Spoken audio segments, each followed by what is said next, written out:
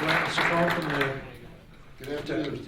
I'm Glenn Ciccone, President of the Detectives Association. I represent 368 detectives. I've been a detective myself for 17 years. When I became detective, we had over 500 detectives. Now we're down to 368. This administration put together this plan a week ago.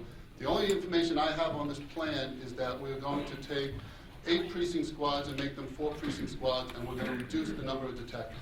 That's all I have on this. I'm going to fill you in on some of the problems with this, and there are probably hours and hours of problems. What does a detective do? We're the guys that go out and investigate the crimes. We're the guys that make the arrest and take these people off the streets. By this reduction, we are now taking 2 precincts and precinct squads and combining them into 1 precinct. Now, I've had the fortune to have actually worked in every single precinct squad in my 17 years as a detective. So I've seen the different characters or the personalities of each individual precinct. We have, I'm just going to use as one example, the 1st and the 7th.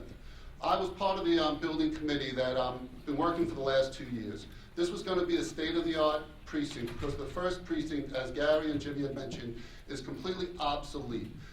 We don't have the holding cells. We don't have the interview rooms. We don't have anything necessary to do our job on a Saturday night or Friday night, the busy nights, okay? We don't do like they put in the paper and they did in their press release.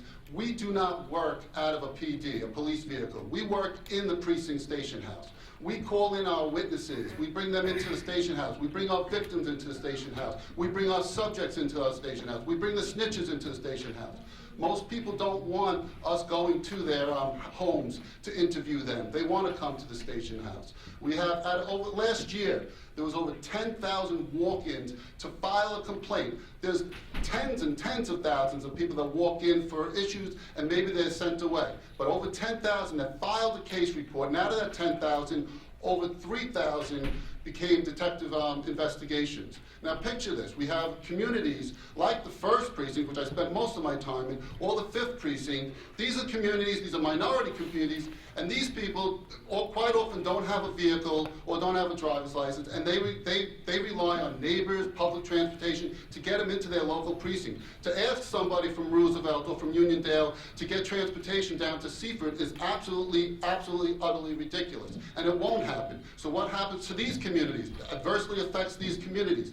These communities are not going to have a voice. They're not going to have a chance to actually go to the police department because they're not going to dial 911 and have a marked patrol car come to a house because they want to complain about the gangs or whatever's going into their neighborhood.